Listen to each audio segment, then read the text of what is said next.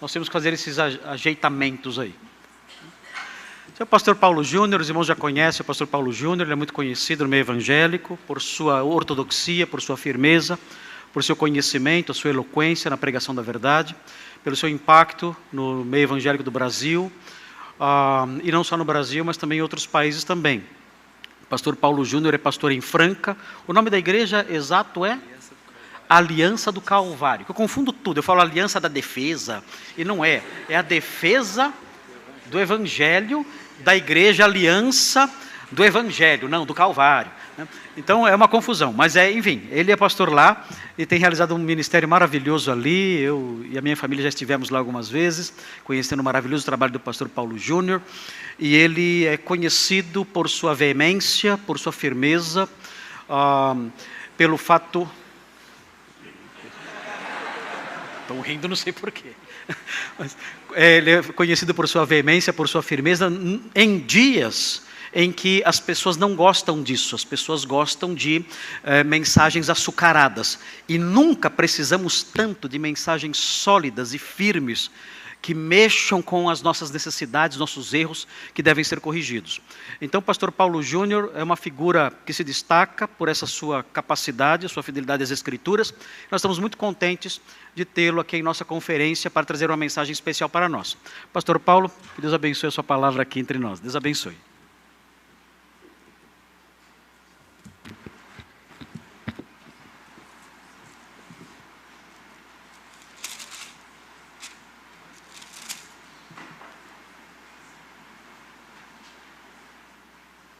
Boa noite, irmãos.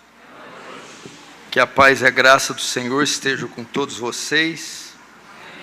Para mim é uma alegria e uma honra muito grande estar aqui com vocês nessa conferência e poder compartilhar do glorioso Evangelho, da santa palavra de Deus. Agradeço o pastor Marcos que fez o convite e todos os irmãos que estão participando aqui da organização do evento. Que ele seja primeiro para a glória de Deus, para a edificação de muitos e para a salvação daqueles que ainda não se encontraram com o Senhor. Muito obrigado, pastor, por estar aqui com vocês. Sem demora, vamos abrir nossas Bíblias no Evangelho de Mateus, capítulo 24.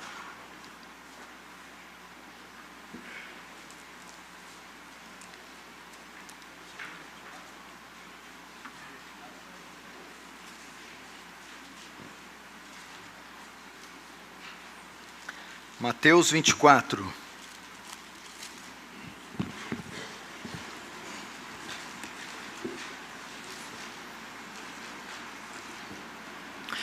Vamos ler o versículo 10 e 11. Nesse tempo, muitos hão de se escandalizar, trair e odiar uns aos outros. Levantar-se-ão muitos falsos profetas e enganarão a muitos. Agora corre comigo para a primeira epístola de João. Pega Apocalipse e volta, que é mais rápido. Apocalipse, Judas, 3º, 2º, 1 João. Capítulo 3. Capítulo 4, melhor dizendo. 1 João 4, verso 1 diz: Amados, não deis créditos a qualquer espírito, antes provai os espíritos se procedem de Deus, porque muitos falsos profetas têm saído pelo mundo afora. Nisto reconheceis o Espírito de Deus. Todo espírito que confessa que Jesus Cristo vem em carne é de Deus, e todo espírito que não confessa Jesus não procede de Deus. Pelo contrário, esse é o espírito do anticristo, a respeito do qual tendes ouvido, que vem e presentemente já está no mundo. Filhinhos, vós sois de Deus e tendes vencido os falsos profetas, porque maior é aquele que está em vós do que aquele que está no mundo. Eles procedem do mundo, por essa razão falam da parte do mundo e o mundo os ouve. Nós somos de Deus, aquele que conhece a Deus nos ouve, aquele que não é da parte de Deus não nos ouve. Nisto reconhecemos o Espírito da verdade e o Espírito do erro. Deixa aberto aí, por favor, não feche. Só os olhos para mais uma rápida oração. Pai Santo, a Ti a honra, a glória e o louvor. Somos pequenos, fracos, extremamente dependentes da Sua graça. Que ela seja abundante aqui essa noite, Senhor, abrindo olhos e corações, iluminando o texto, glorificando o Teu nome. Que o Teu reino avance, que o Senhor receba glória para si e nos conforme a imagem do Seu Filho. Amém. Queridos irmãos, preste atenção aqui nas palavras que eu vou falar rapidamente. Eu acredito que, independente da vertente escatológica de todos aqui, eu acredito que todos nós cremos que Jesus um dia irá voltar. Independente da sua posição escatológica, você, se é um cristão genuíno, crê na volta do Senhor Jesus. No verso que nós abrimos, o primeiro dos versos, no capítulo 24, no sermão que Jesus faz, chamado de sermão escatológico, sermão da vigilância, ele fala da sua volta, ou da sua segunda vinda nesse mundo. E ele, como outras partes da Escritura, não dão com precisão a data da sua volta, como muitos outros profetas e profetisas fizeram e querem fazer. Ele não dá a data exata, entretanto, ele menciona sinais que, ao vermos, nós então teríamos uma noção e uma ideia que a sua volta se aproxima. De modo que, à medida que o fim se aproximasse, esses sinais iriam intensificar-se, ok? E sempre que falamos de sinais do fim, sempre que falamos de Apocalipse, o que vem na memória da igreja brasileira são os sinais da natureza. Não pode explodir um traque em Israel que Jesus está voltando. Não pode ter uma enchente nas marginais que Jesus está voltando. Então, ficou fixado, e isso são sinais, devemos estar atentos para esse tipo de coisa. Quando acontecem terremotos, pestes, guerras, isso vem na memória do povo brasileiro, que são sinais do fim. Então todos ficam em alerta. Aí começa aquele monte de sermão na internet sobre Apocalipse, por causa de guerras.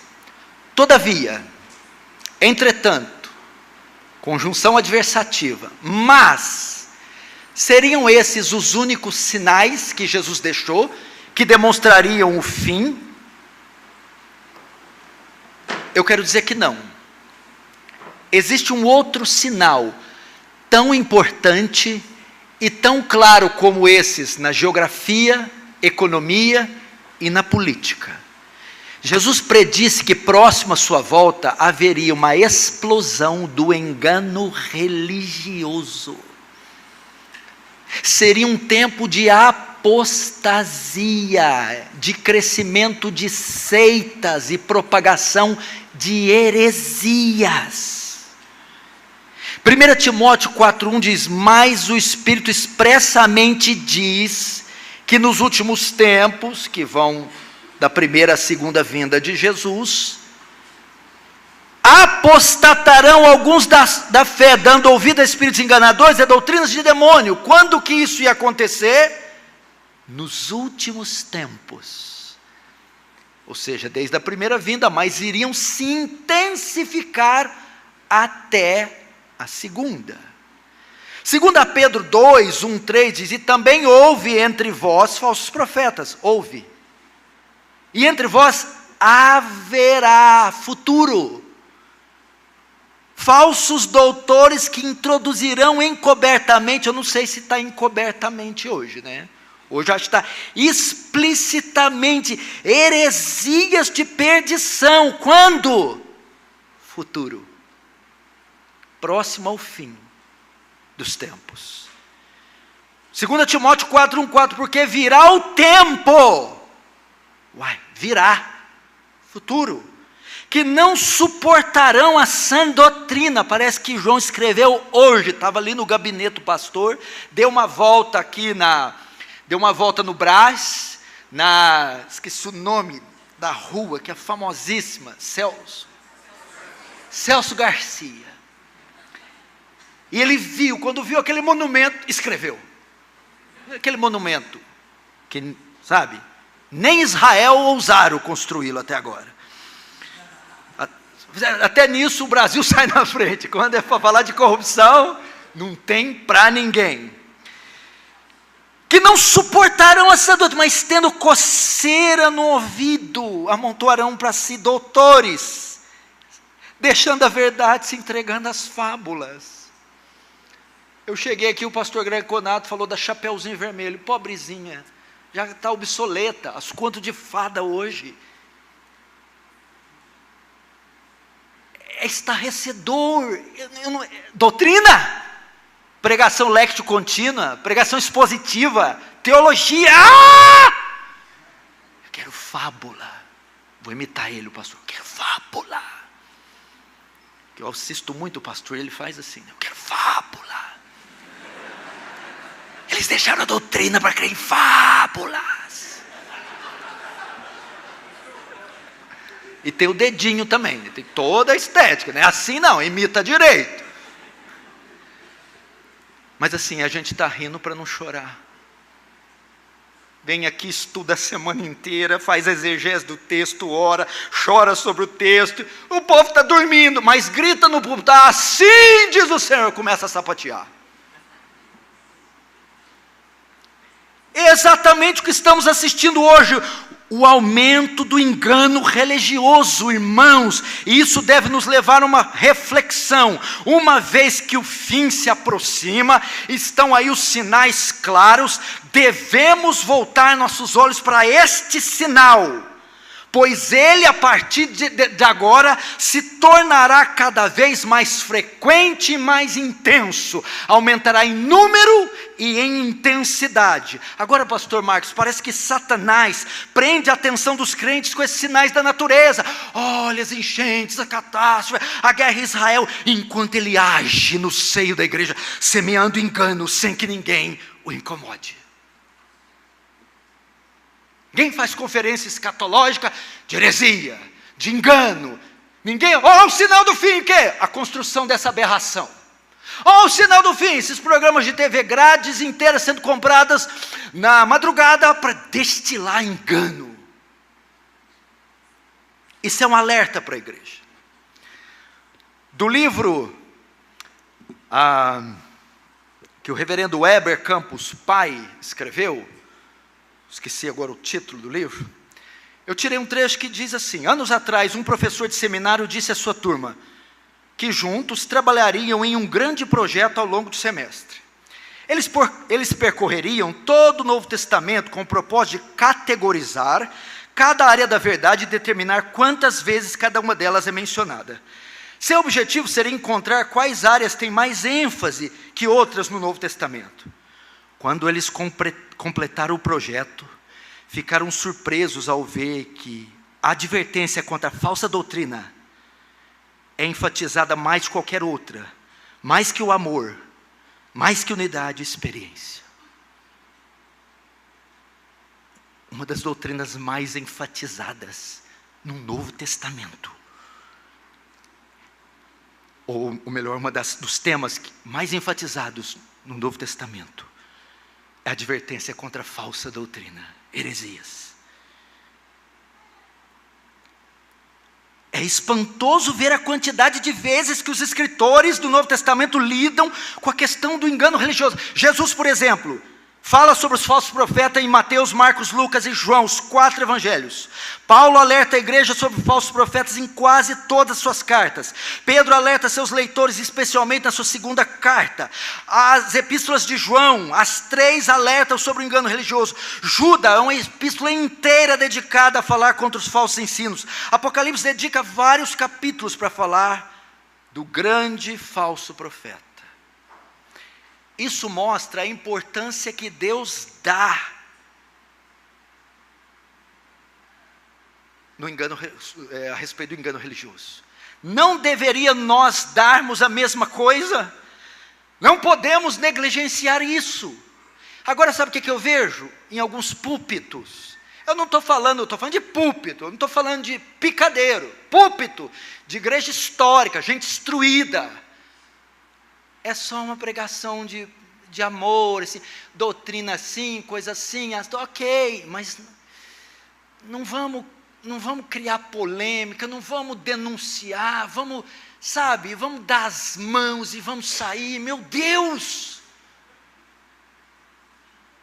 Esses que são os guardiões da verdade, os responsáveis por manter as sãs doutrinas, por pregar, por anunciar, e dentro disso, do arcabouço reformado, está a denúncia.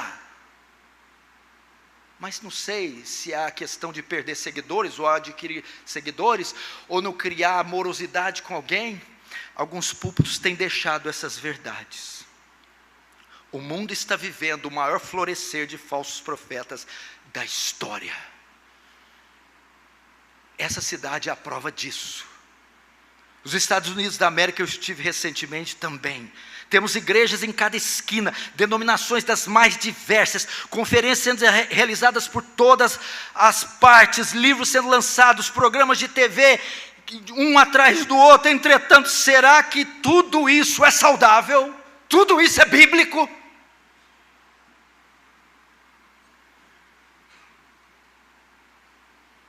O que fazer então diante de tamanha ameaça e de uma profecia que é inevitável? Eu não posso impedir ela de se cumprir. O que fazer para não cair nas teias do engano religioso? No grande despertamento de 1730 a 1740, promovido por Jonathan Edwards, foi um avivamento histórico na Nova Inglaterra. E esse avivamento foi colocado em xeque. Os críticos estavam colocando à prova a autenticidade daquele avivamento. E alguns questionavam se as coisas que aconteciam era obra do Espírito Santo. Jonathan Edwards, então, avaliou aquele movimento e fez isso com base na primeira carta do apóstolo João, no capítulo 4. Jonathan Edwards disse que essa passagem é o fundamento para avaliar qualquer obra ou doutrina que diz ser do Espírito Santo. São testes pelos quais podemos medir todas as manifestações espirituais, todas as pregações, todos os pregadores, todos eles podem ser avaliados por esse teste. Nesse sentido, irmãos, eu também não conheço texto melhor para nos ajudar no tema que eu estou propondo hoje. Vamos entrar no texto então, verso 1, 1 João, capítulo 4, verso 1. E por que eu estou trazendo esse texto? Eu não sei se pode falar, está gravando, é porque a CCB é uma seita. Falei. E porque o que ensina lá é heresia, é engano religioso. E você vai ver quem está por detrás do engano religioso. Vamos começar, verso 1. Amados, não creais em todo espírito. A palavra grega pisteu tem alguns significados, dentre eles descrédito. E a palavra espírito carrega a ideia aqui de ensino, manifestação espiritual, doutrina, pregador. João começa, porque a igreja do primeiro século já estava sendo assediada por doutrina, dando uma ordem dizendo, e o que eu quero reproduzir hoje: igreja brasileira, não aceite, não confie, não dê crédito a qualquer espírito. Não deis crédito em qualquer doutrina. Não acredite em qualquer pastor, não acredite em qualquer programa de TV, não acredite em qualquer doutrina. O grande problema dos crentes brasileiros é que tudo que tem nome de Deus, ou que vem em nome de Deus, eles aceitam, eles recebem, eles consomem. E João está dizendo: não aceite, não acreditem, não engulam, não absorvam, não acolham qualquer ensino, ou qualquer ensinador, ou qualquer pregador. Ao que parece, os leitores da Epístola de João estavam começando a acreditar em falsos profetas. E vamos falar mais um pouquinho para frente no docetismo e no gnosticismo. E as coisas não mudaram dos tempos de João para cá. Muitos, até de igrejas históricas, têm acolhido qualquer tipo de ensino sem fazer nenhuma espécie de filtro.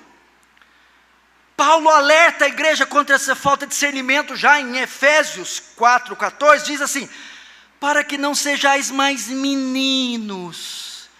A igreja brasileira é menina, sem discernimento. O que é um menino? Não tem discernimento, ele não sabe diferenciar o copo de água do veneno, um cãozinho de uma serpente.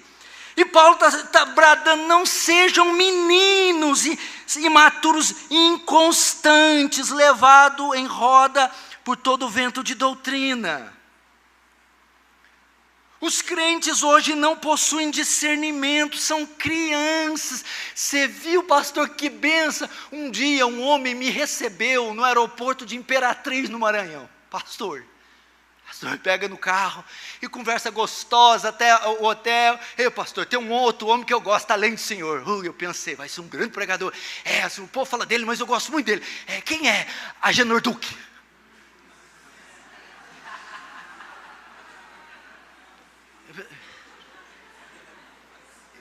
Eu olhei para a porta do carro, será que dá para... Eu queria me atirar, e queria que tivesse uma ribanceira. E às vezes nós estamos rindo, mas tem gente assim: o pastor ensina lá, fala que não convém, mas eu gosto, porque ele prega e ele faz uns negócios, me arrepia. É o que Paulo está advertindo. Não sejam como meninos ingênuos. O menino uma hora gosta de uma coisa, outra hora gosta de outra. Ele sai correndo atrás das novidades. Lá eu fiquei sabendo que no bairro estão adivinhando RG. Quando conta para mim, e para que serve isso?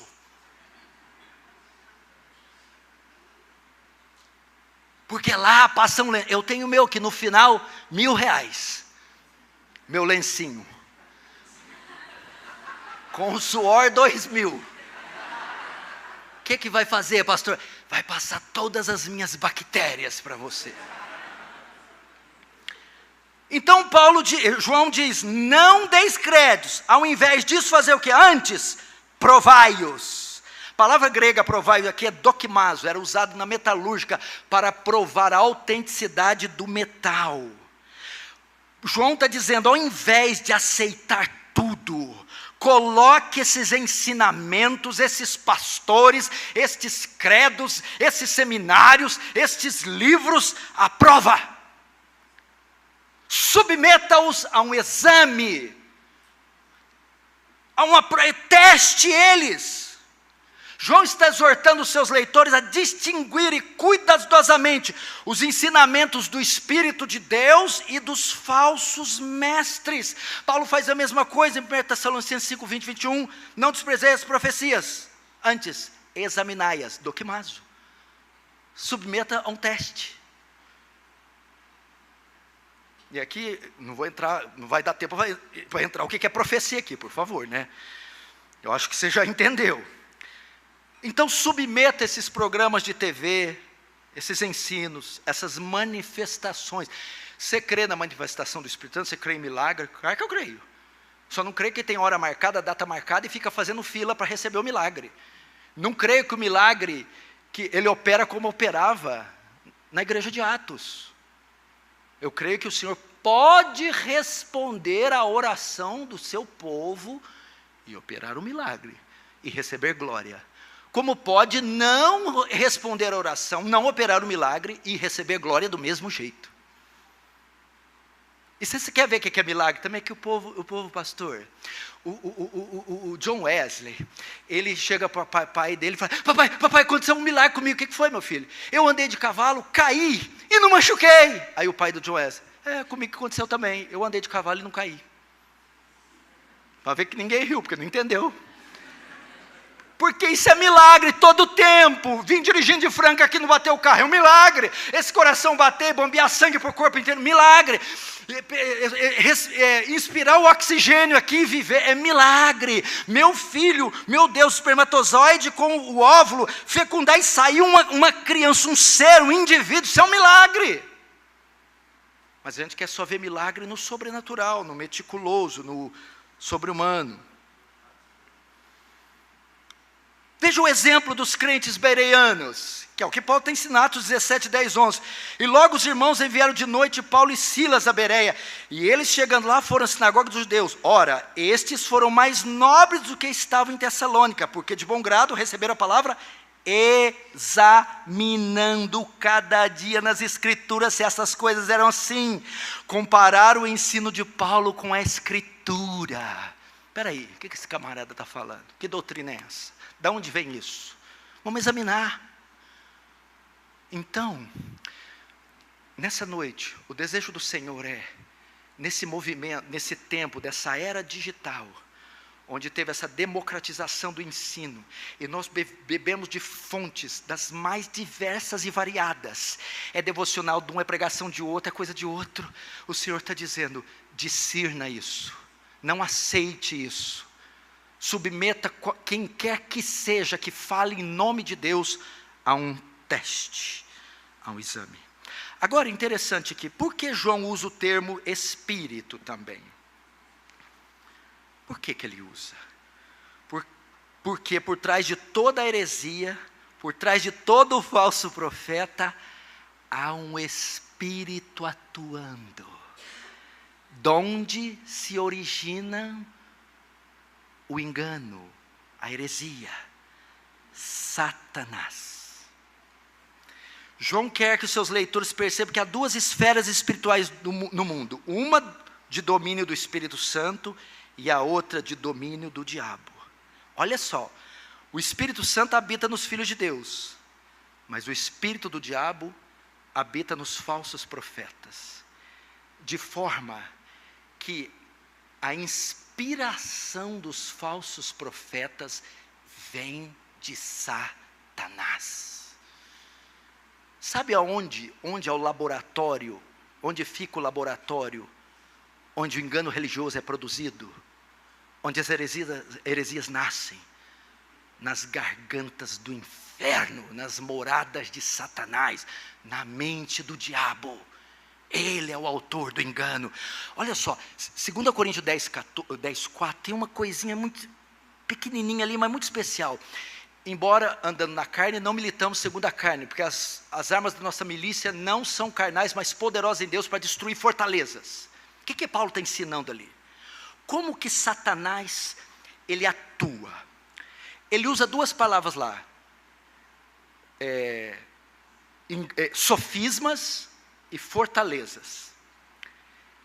A palavra sofisma ali, quer dizer logmos, da onde vem logismos, da onde vem a palavra logismos, ideologias, ideias, raciocínios, heresias. E a palavra fortaleza é okuroma, da onde vem os castelos gregos. Paulo está dizendo que Satanás aprisiona os homens em fortalezas ideológicas. Eles estão aprisionados. E é o nosso dever destruir essas fortalezas. A ideia ali é da construção civil. Sabe aqueles guindastes de pedra, de bola de ferro que... Por isso é tão difícil, não entende por que uma pessoa ajoelha para o gesso. Ou porque uma pessoa vai para uma seita como o TJ, ou porque um juiz federal que fala 7 línguas, vai consultar com a macumbeira ser analfabeta, porque ele está preso em uma fortaleza ideológica. Satanás prende as pessoas. Satanás fica perdendo tempo fazendo o povo cair em pecado sexual. A nossa natureza se encarrega disso. A especialidade do diabo é prender as pessoas no engano, cegá-las nestes ismos. Por isso pessoas que até defendem algum tipo de partido são fanáticas. Você não entende aquela obstinação. Ela está presa numa fortaleza ideológica. Aos nossos olhos é ridículo crer em certas coisas. Mas por que elas creem? Estão presas em fortalezas ideológicas. Veja, por exemplo, a origem da primeira heresia. Sabe que teve a primeira heresia lá no Éden? Gênesis 3, 1 a 5. É assim que Deus disse: não comereis de toda árvore do jardim. A serpente está dizendo a Eva: Deus disse que se comer vai morrer? Não vai morrer não. Ela estava distorcendo a palavra, enganando. Ela estava lançando um sofisma em Eva. E quem estava por trás da serpente? Do sofisma? Da heresia? Satanás. Satanás opera um reino de mentiras que domina o mundo. Ele é o Deus desse século. Sua grande obra não é tentar homens a pecados carnais. Ele tenta, mas não é grande. Mas promover engano religioso. Por isso não adianta ungir São Paulo com helicóptero, como eu já vi, para derrubar diabo. Não adianta fazer exorcismo, dar 7 voltas no quarteirão. Imagina, 7 voltas no quarteirão, 3 horas da manhã em São Paulo. Você é louco. Você quer vencer diabo? Doutrina! Ensina a doutrina, prega a doutrina, prega a palavra que o diabo sai correndo. O diabo tem medo de doutrina. Como é que combate a mentira? Com a verdade. Esta é outra razão para não acreditar e testar os ensinos. Por trás de cada ensino religioso, existe 2 espíritos atuando: o de Deus e o do diabo. Forte isso, né? Agora, por que João dá esta ordem? Qual é a razão de João dar a ordem de fazer o teste dos espíritos? O texto diz aqui, ainda no verso 1, porque já muitos falsos profetas se têm levantado no mundo. Porque, como já vimos, muito tem se levantado. É o século do engano religioso. Essa é a razão. A razão é porque nos fins dos tempos estaríamos em um campo minado, infestado de engano. Essa é a razão. Você não sai correndo num campo minado. Agora, que tipo de teste é esse, pastor? Como é que podemos fazer esse teste? Nós temos aqui pelo menos 3 ou 4 testes. Vamos ver se o tempo me permitir. Eu vou trabalhar aqui em alguns. E então João vai ensinar eles a fazerem o exame, o teste das doutrinas, dos espíritos e dos profetas. Verso 2. Nisto conhecereis o Espírito de Deus. Todo espírito que confessa que Jesus Cristo vem em carne é de Deus. E todo espírito que não confessa que Jesus vem em carne não é de Deus, mas é o espírito do anticristo. O primeiro teste tem a ver com cristologia. Porque nos primeiros séculos, a grande doutrina atacada era a doutrina de Cristo, cristologia. A igreja estava sendo ameaçada pelo gnosticismo, que ensinava um dualismo grego, que a matéria é má e só o espírito é bom. E se Jesus é Deus e Deus é bom, ele não tem corpo. Se andar na praia não vai ter pegada. Então eles negavam a encarnação de Jesus, uma das suas naturezas, a natureza humana. Vem o concílio de Calcedônia e resolve isso na união hipostática. As 2 naturezas, humana e divina, coexistem juntas, na mesma pessoa, sem se misturar. O que eu aprendo aqui? Como é que você discerne uma seita de uma igreja bíblica, um falso profeta, de um pregador verdadeiro? É que a seita geralmente tem uma cristologia deficiente. Você pega eles na cristologia. Por exemplo, os mormons dizem que Jesus é o irmão espiritual de Lúcifer. Olha o problema na cristologia. O espiritismo diz que Jesus é um espírito evoluído. Olha o problema na cristologia. As testemunhas de Jeová, que é uma aberração, ensina que Cristo foi criado, é uma criatura. E o adventismo, que algumas pessoas fazem rodeio, o adventismo comparam Jesus com Miguel.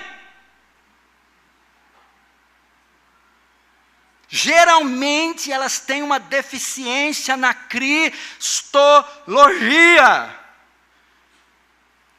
Mas a minha seitinha está tranquila, ela não fala de Jesus assim não. Meu pastor gosta de Jesus, meu pastor? Gracinha. A única coisa que ele fala é que é Jesus e mais alguma coisa. Danado. Não é Jesus sozinho? Não. é Jesus e Maria, é Jesus e os santos, é Jesus e a penitência, é Jesus e o sacrifício, é Jesus e o dízimo. É uma cristologia deficiente. Então repare na exposição do pastor, do ancião, do bispo, arcebispo, da sétima pessoa da Trindade. Repare no livro, no louvor, como eles anunciam Cristo, como eles veem Cristo, como eles definem como o Verbo de Deus encarnado, tão divino como o Pai, sem pecado, nascido de uma virgem, morreu, ressuscitou o terceiro dia. Ele é a exata expressão da glória de Deus, ou não? Há uma distorção na exposição de Jesus, como ele define Jesus para você. Mas não é só este o sinal não, que João diz. Vamos para outro. Quando João usa o termo Espírito, ele também aponta para a obra do Espírito Santo. O segundo teste, então, tem a ver com pneumatologia, a obra do Espírito Santo. Ou seja, se o ensino vem do Espírito, porque o Espírito é a origem da doutrina, a fonte da doutrina. A doutrina, o ensino procede do Espírito. Se é do Espírito Santo, tem a ver com a obra do Espírito Santo. E qual é a principal obra do Espírito Santo? A verdadeira obra do Espírito Santo é exaltar Jesus. João 15, 26. Mas quando vier o Consolador, o Espírito da verdade que procede do Pai, ele testificará de mim. O Espírito Santo aponta para Cristo, testifica de Cristo, exalta Cristo, glorifica Cristo. O problema do movimento carismático é que ele exaltou o Espírito Santo acima de Cristo. Culto do Espírito, milagre do Espírito, obra do Espírito. E segundo J. Parker, o ministério do Espírito é de holofote, ele não aparece. Ele só como um canhão de luz, ele aponta, ele ilumina, não a si próprio. Esse é o problema com o livro Bom Dia Espírito Santo. É um livro todo exaltando o Espírito de Deus, e claro, não de forma escriturística, e deixando Jesus de lado. Se fosse um livro repleto do Espírito Santo, seria um livro repleto de Jesus. Porque o Espírito Santo... Então esse é o problema, culto do milagre, dos dons, do louvor, da unção, do poder, dos milagres. Isso não é obra do Espírito Santo. Exaltar a si mesmo. Olha só João 16, 13. Quando o Espírito vier, ele não falará de si mesmo. Agora veja o comentário de John MacArthur a esse respeito. Mostre-me uma pessoa obcecada pelo Espírito Santo e te mostrarei uma pessoa vazia do Espírito Santo. Mostre-me uma pessoa obcecada pelo Senhor Jesus, fascinada por Ele, e te mostrarei uma pessoa cheia do Espírito Santo. Então preste atenção. Quanto mais cheio do Espírito Santo é um pregador, ou culto, ou a doutrina, mais Cristo irá exalar dos seus lábios, da sua pena, da sua caneta, do seu teclado. Terceiro teste tem a ver com as Escrituras. A verdadeira obra do Espírito Santo aponta para a palavra de Deus. João 14, 16. Eu rogarei ao Pai, Ele vos dará outro Consolador, o Espírito da verdade, esse vos ensinará todas as coisas, e vos fará lembrar tudo quanto vos tenho dito. Agora olha que interessante. Se o ensino diz ser de Deus, se o pastor diz ser de Deus, ele tem que exaltar a palavra, apontar para a palavra, engrandecer a palavra. Agora eu vejo o problema com dois movimentos, um com a suficiência da Escritura e outro com a inerrância das Escrituras. Quando você vê alguém atacando a Bíblia, desacreditando a Bíblia, reduzindo a Bíblia, dizendo que ela está cheia de erro, foge! É falso profeta. Porque se esse homem é de Deus, se o ensino dele vem de Deus, do Espírito de Deus, ele vai exaltar a Escritura e não depreciar as Escrituras. Tem um aqui, ó, do ladinho aí, achincalha com a Escritura. E tem outro que é mais longe um pouquinho, esse então.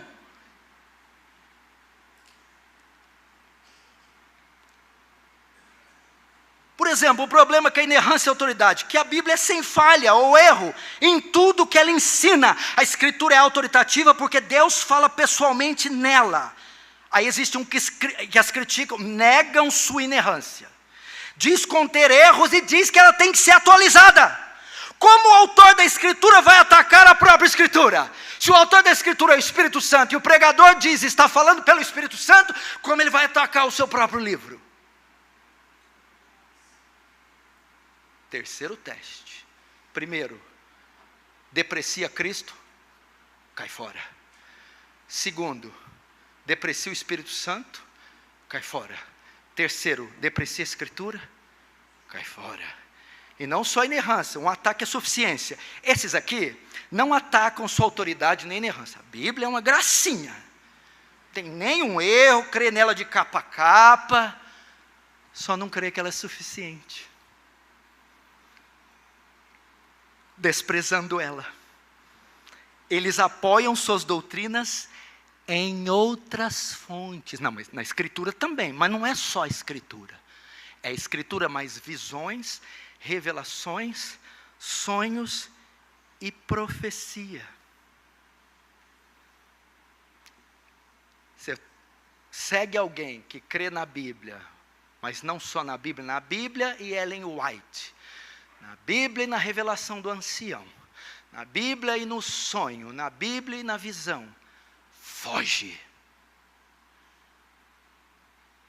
É falso. E o quarto teste, já estou terminando, não fique nervoso, e não olhe no relógio. Cada vez que você olhar, eu vou acrescentar 15 minutos na mensagem.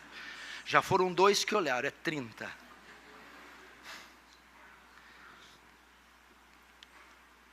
Alguns ficaram mudinhos, deve ter lembrado do teu profetinha, né?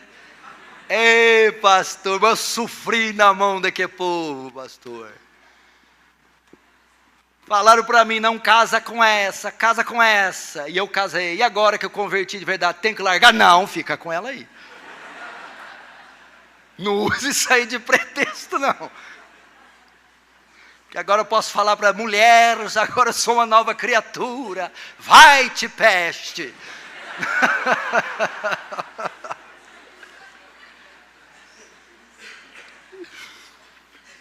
Não, pelo contrário, meu amor. O negócio é de Deus mesmo, hein? Mesmo na heresia, Deus acertou. Aí ela acertou nada, que agora a visão bíblica tem que ficar até o fim. Quarto teste, o Evangelho. O Espírito Santo aponta para a obra de Cristo. Então veja só, distorcer ou negar o propósito central do Evangelho é um sinal que é falso. Por exemplo, o Espírito Santo aponta para Cristo. E o Espírito que dá origem ao ensino, à doutrina e ao profeta. Então tem que provar se ele é de Deus. Qual o teste? O Espírito aponta para Cristo e para a obra, a principal obra de Cristo, o Evangelho. Aí vem o Evangelho da prosperidade, que ensina que Cristo veio redimir homens das doenças, do sofrimento, e dar a eles riquezas. Vamos pensar por um momento, o Senhor está lá em perfeito conselho com a Trindade, na eternidade passada, e no seu plano soberano resolve enviar seu filho deixa a sua glória e se faz carne, 9 meses no ventre de uma virgem, nasce, cresce sem pecado, em tudo tentado a nossa semelhança, mas sem pecado, é acusado, morre numa cruz, se fazendo pecado e maldição, sofre a ira de Deus, ressuscita ao terceiro dia, sobe os céus, para te dar um carro, para curar sua tosse. Meu Deus do céu,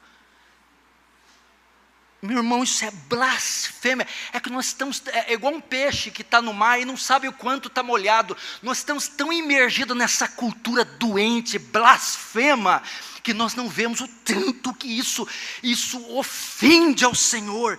Temos também o Evangelho da justiça social. Jesus veio redimir os homens da pobreza, da igualdade de direitos. Que miséria! Enquanto os homens vão com vendas nos olhos para um precipício sem fim, e nem sequer sabem que estão condenados. Quem nega essas verdades é um falso profeta. tão falso como Balaão, tão falso como os nicolaítas, tão falso como as heresias de 2000 anos de história da igreja. Quem nega essas verdades é um falso profeta, verso 3, e todo espírito que não confessa Jesus Cristo, que Jesus Cristo vem em carne, não é de Deus, mas esse espírito é do anticristo. O que é o espírito do anticristo? Todo aquele que corrompe o ensino das escrituras é um tipo de anticristo. Esses homens desses megapúlpitos são anticristos, anti-Deus, contra Deus ou no lugar de Deus. Isso aqui é o mais. 1 João 2,18 diz que o mesmo espírito que atuará no anticristo já atua nos falsos profetas. O mesmo espírito que atuará no anticristo escatológico já atua nos falsos profetas. 1 João 2,18, filhinhos, já é a última hora. E como eu vi que vem o anticristo também, agora muito se tem feito anticristos.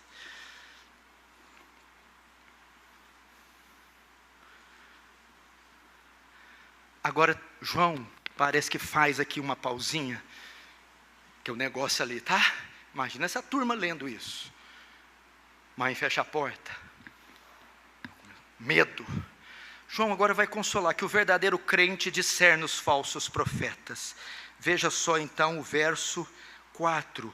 Filhinhos, vós sois de Deus e tendes vencido os falsos profetas, porque maior é aquele que está em vós do que aquele que está no mundo. Aqui ele dá uma... aqui tem um viés soteriológico aqui. É impossível que um cristão verdadeiro seja enganado pelos falsos profetas. No sentido de quê? Enganado e continuar no engano. A ideia aqui é assim, ó.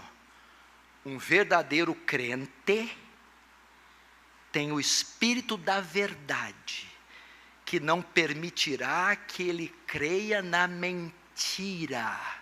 Porque o espírito da verdade não guia ninguém na mentira, mas vos guiará em toda a verdade. Então João quer confortar, filhinhos, se sois verdadeiramente salvos, o espírito da verdade está em vós, e ele é maior, mais poderoso que o espírito dos falsos profetas. O que ele está querendo dizer aqui? Que a maioria do povo que segue esses ensinos não é verdadeiramente convertida, salva. Está havendo agora, por exemplo, um regresso à igreja católica, o catolicismo romano, ou o romanismo, e gente saindo da igreja evangélica, mas não são as ovelhas de Cristo que estão saindo, são os bodes que estão saindo. Isso é importante. Pastor, pode haver conversão dentro da seita? Pode, Deus salva, o vento sopra como quer, onde quer. Pode um salvo permanecer muito tempo na seita? Não. Não foi assim com você? Se foi com alguém, diz amém. Amém. Todo mundo veio da seita. Tem segurança aí, pastor? Inseticida contra heresia aí. Agora me fala, você tem coragem de voltar? Diz amém. Amém. Não, você tem coragem de se... O pastor já levantou aí. As câmeras estão filmando.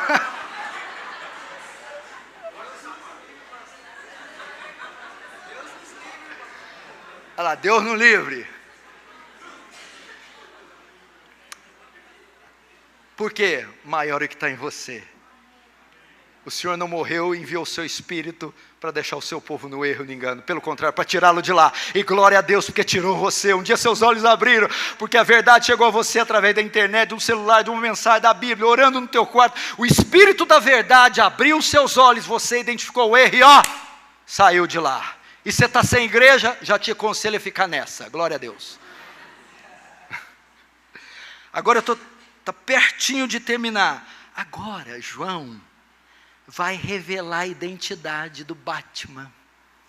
Nós vamos ver agora o Bruce Wayne. A identidade dos falsos profetas. Olha que coisa que eles não pensam nisso. Verso 5. Do mundo são. Quem é do mundo? Os falsos profetas. do mundo são. Gente, esses pregadores não são convertidos, eles não são de Deus, eles são bode.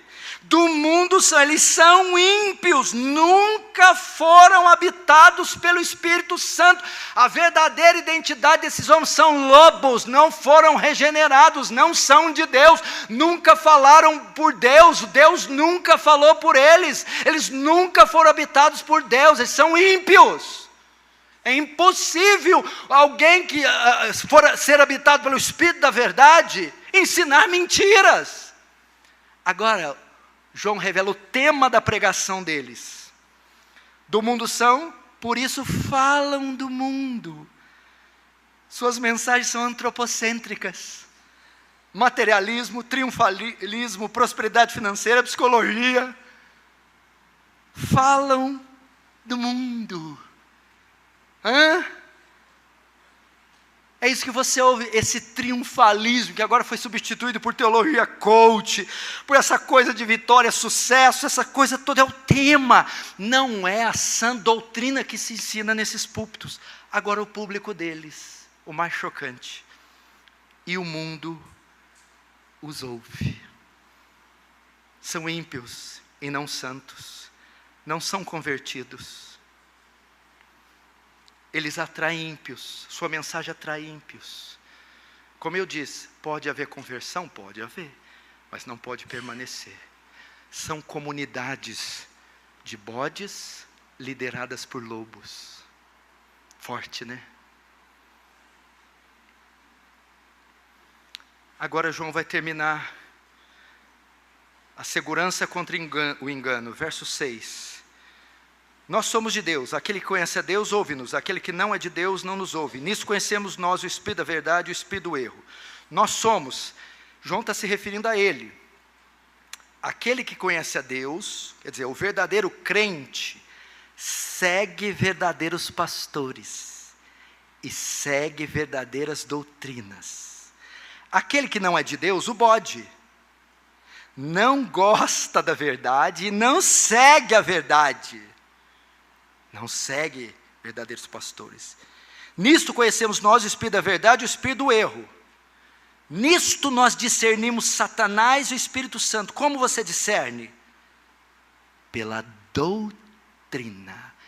E é impressionante como a igreja brasileira tem repúdio dessa palavra. Por exemplo, como é que alguém autentica um movimento hoje? A maioria, pelos milagres. Apocalipse 13 diz que não é pelo milagre.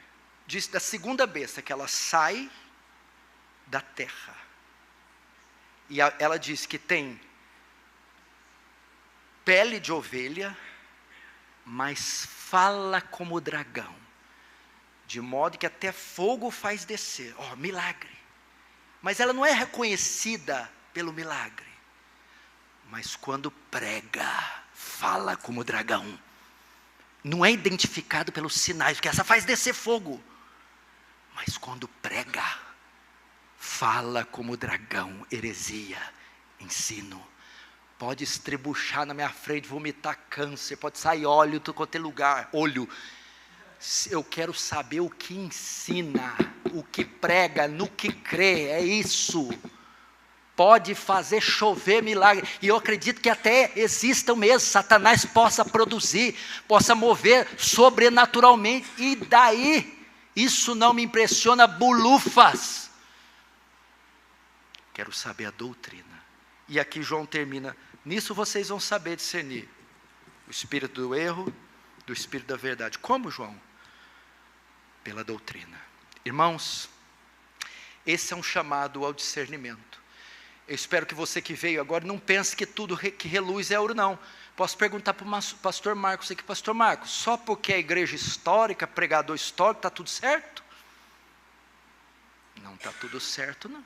Porque às vezes você sai de lá, agora estou em terrenos históricos. Cuidado.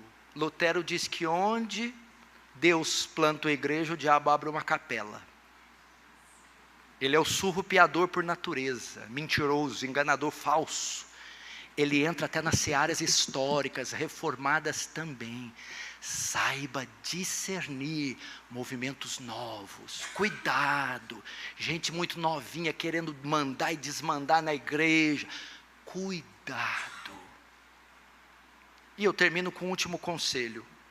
Como você faz a comparação das doutrinas? Se esse texto está correto ou não. Você vai para 2000 anos de história da igreja e vê quem interpretou assim. Você vai para os seus irmãos contemporâneos de igreja saudável e vê quem interpreta assim. Se você é o único que interpreta esse texto assim, em 2000 anos de história de igreja, não tem ninguém que interpretou, e ninguém da contemporânea também interpreta, ou você é um super apóstolo, ou você é um herege. Então faça uso na sua exegese, irmãos que também passaram por textos como nós, difíceis, e irmãos dos tempos de hoje, e compare o ensinamento deles com o nosso. Claro que eu estou falando de coisa essencial. A secundária, né, ainda há uma divergênciazinha que é compreensível. E assim você vai escapar do erro. Vamos fechar os olhos, curvar nossa cabeça, vamos orar, agradecendo ao Senhor.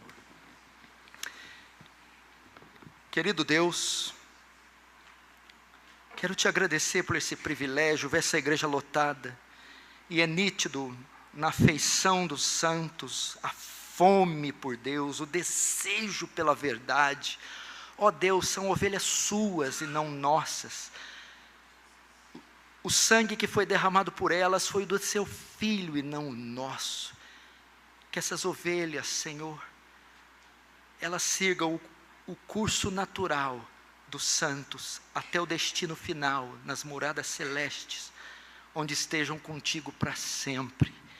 Muitas armadilhas virão, Senhor, o astuto inimigo virá, mas, Senhor, que o Espírito da verdade, que a palavra revelada do Senhor os conduza à verdade, a combater, resistir e vencer toda mentira, todo engano, todas as ciladas do inimigo.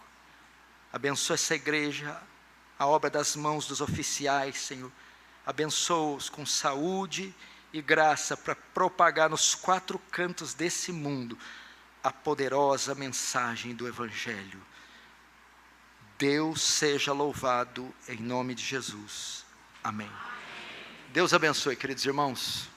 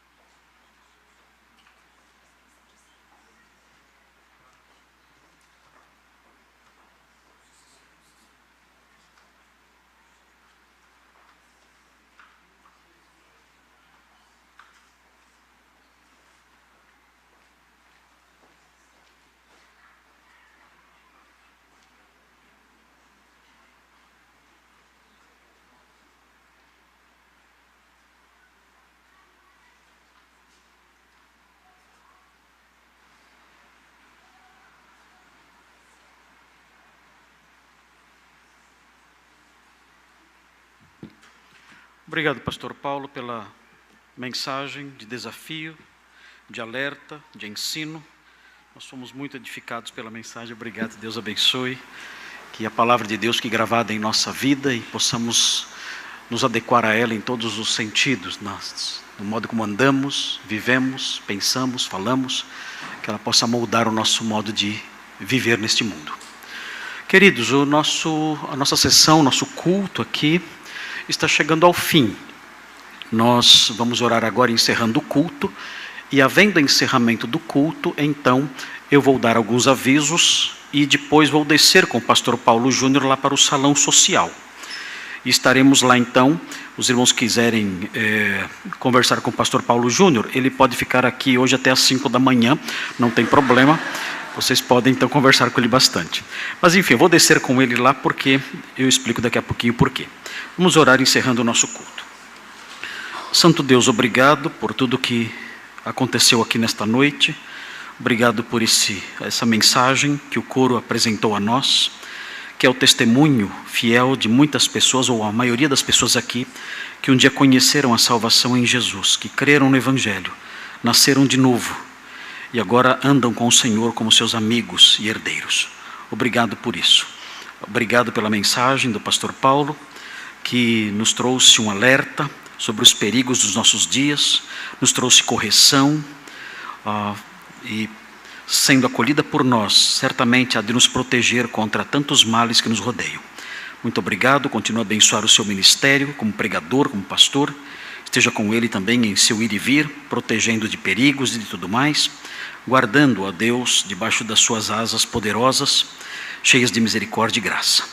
Pedimos que o Senhor esteja conosco no tempo de congraçamento que teremos dentro de alguns minutos, e também pedimos que o Senhor esteja conosco no tempo aqui, no painel de perguntas e respostas, que o Senhor também nos acompanhe nisso, dando sabedoria a cada um dos participantes.